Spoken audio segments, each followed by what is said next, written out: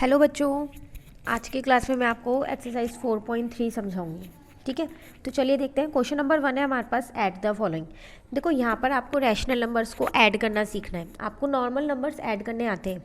जैसे अगर मैं आपको बोलूँ 20 में 20 प्लस करो तो आप 40 लिख सकते हो ना। लेकिन यहाँ पर ये रैशनल नंबर्स हैं, तो रैशनल नंबर को हम तभी ऐड या सब्ट्रैक्ट कर सकते हैं जब उनका बेस सेम हो। बेस मतलब उनका डिनोमिनेटर सेम हो। ठीक है, अगर उनका डिनोमिनेटर सेम नहीं है तो हम उनको ऐड नहीं कर सकते।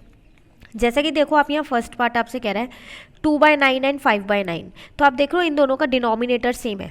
ठीक है, अगर मैं आपको यहाँ पर डिनोमिनेटर सर्कल कर दूँ तो दोनों में देखो 9 है, तो इसका मतलब मैं इसको डायरेक्ट ऐड कर सकती हूँ ना, डायरेक्ट ऐड।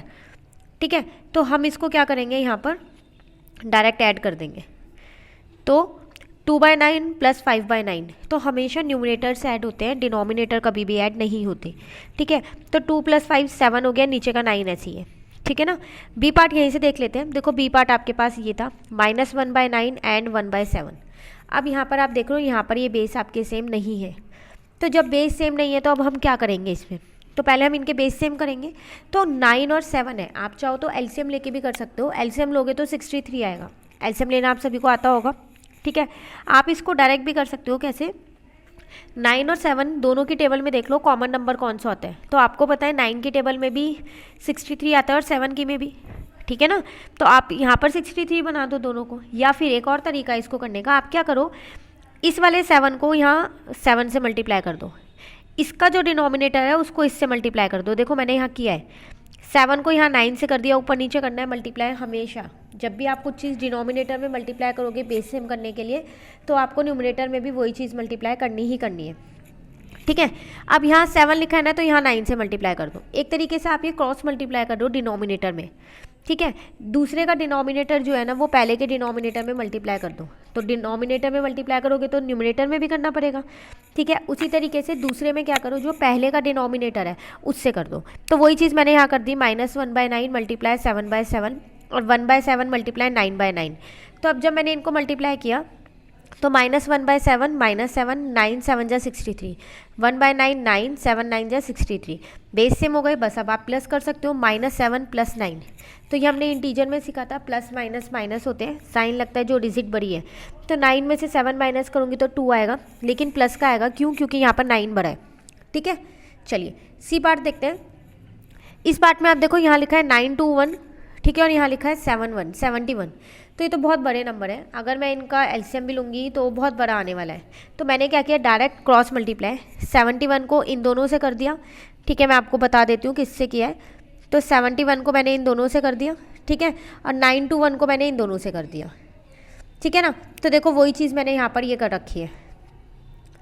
तो 71 से यहाँ कर दिया, 921 से यहाँ कर दिया। अब मल्टीप्लाई कर दो, 3 को 71 से किया तो 213 आया, 921 को 71 से किया तो 65391 आया। सेम ऐसे ही इन दोनों को मल्टीप्लाई करके लिख दिया। अब आप क्या करो, बस दोनों को प्लस कर दो। तो इन दोनों को प्लस कर दिया और जो डिनोमिनेटर है वो मेरा ऐसे ही रहेगा। कभी भी डिनोमिनेटर प्लस नहीं होता सेम होने के बाद। ठीक है, चलिए क्वेश्चन नंबर 2 देखते हैं अब हम अपना। बाकी के पार्ट आपको खुद से करने हैं। क्वेश्चन नंबर 2 भी यही है, फाइंड द सम। सम ही निकालना है, बस इनके बेस सेम करके निकालना है। तो देखो कैसे निकाला मैंने, यही तरीका लगाना है वैसे तो, लेकिन यहाँ 1-2 क्वेश्चन मैंने दूसरे तरीके से भी कर दिए हैं। देखो यहाँ था -1/3 और 2/21। तो आप देख लो यहाँ पर 21 लिखा है ये, और यहाँ पर 3 लिखा हुआ है। बेस सेम नहीं है ये तो पता है मुझे, और बेस सेम करने पड़ेंगे। तो मैंने पता है इनमें क्रॉस मल्टीप्लाई ना करके क्या किया, मुझे पता था 3 की टेबल में भी 21 आता है 7 पे, तो मैंने इसको सिर्फ यहाँ पर 7/7 कर दिया है। ठीक है, और इसको 2/21 को इसको ऐसे ही रहने दिया।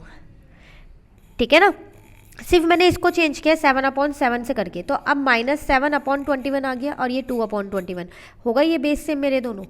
अब जब बेस सेम हो गए तो अब मैं प्लस कर सकती हूँ। तो -7 + 2 -5/21 मेरा आंसर आ गया। ठीक है ना, तो आप ऐसे भी कर सकते हो। अगर एक टेबल एक बेस बड़ा है और दूसरा बेस छोटा है, तो आप जो छोटे वाला बेस है ना उसमें देखो क्या वो वाला नंबर आता है। अगर आता है तो उससे मल्टीप्लाई कर दो जितने पे आता है। ठीक है, और दूसरे वाले को ऐसे ही रहने दो। ठीक है ना, अब दूसरा पार्ट देखो। अब यहाँ है 1/2 और -71/14, सॉरी -71/17। तो आपको पता है 2 भी प्राइम नंबर है और 17 भी, तो ये किसी और की टेबल में नहीं आते होंगे। तो क्रॉस मल्टीप्लाई। तो अब मैंने क्या किया यहाँ पर, सबसे पहली बात यहाँ पर देखो आप, मैंने यहाँ पर माइनस लगा दिया। ऐसा क्यों किया मैंने, माइनस क्यों लगाया, तो वो चीज़ देखो आप, यहाँ पर आपके पास है प्लस और माइनस दोनों है, एक प्लस है एक माइनस है, तो प्लस माइनस माइनस होता है, इसलिए मैंने यहाँ पर माइनस लगाया है। ठीक है, अब 1/2 को मैंने 17/17 से इंटू कर दिया और -71/17 को 2 से इंटू कर दिया। ठीक है ना, तो 17/24 34 और -142/34 बेस सेम हो गई। बस अब आपको माइनस करना है।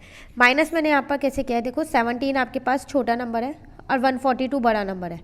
जब छोटे में से बड़ा जाता है तो माइनस का आता है। ठीक है ना, इसलिए ये माइनस का आया। ठीक है, एक और पार्ट मैंने इसका किया, ये वाला पार्ट और देख लेते हैं। इसमें 3 डिजिट्स है, 3 रैशनल नंबर को प्लस करना है। तो सबसे पहली बात यहाँ देखो 5, 7 और 35 है। ठीक है, मैं यहाँ पर आपको सर्कल लगा देती हूँ, 5, 7 और 35। तो अगर आप ध्यान से देखो तो 5 की टेबल में भी 35 आता है, 7 की टेबल में भी 35 आता है। 35 को ऐसे ही छोड़ देती हूँ। ठीक है, तो मैंने यहाँ बेस सेम कर दिए। 1/5 को मैंने 7 से इंटू कर दिया, उसके बाद -3/7 को 5 से कर दिया और इसको ऐसे ही छोड़ दिया। ठीक है ना, अब यहाँ पर आप देखो कि यहाँ पर मेरे पास प्लस और माइनस दोनों है, तो माइनस आएगा, तो मैंने यहाँ पर माइनस लगा दिया। ठीक है, 7 1 जा 7 और 5 7 जा 35, ऐसे ही यहाँ 5/35 आ गया, यहाँ 2/35 आ गया। बस अब कुछ नहीं करना आपको, अब आपको ये सॉल्व करना है। तो सॉल्व कैसे किया, 7 - 15 + 2 है, तो 7 में 2 प्लस करोगे तो 9 आएगा, 9 में 15 माइनस करोगे तो माइनस का 6 आएगा, तो आपका -6/35 आपका आंसर आ गया। ठीक है ना, तो ये 2 क्वेश्चन आज हमने किए हैं, क्वेश्चन नंबर 1 और क्वेश्चन नंबर 2। इसके जो बाकी के क्वेश्चन है वो हम अपनी नेक्स्ट क्लास में करेंगे। तो आज आप इतना कंप्लीट कर लेना। ठीक है, थैंक यू।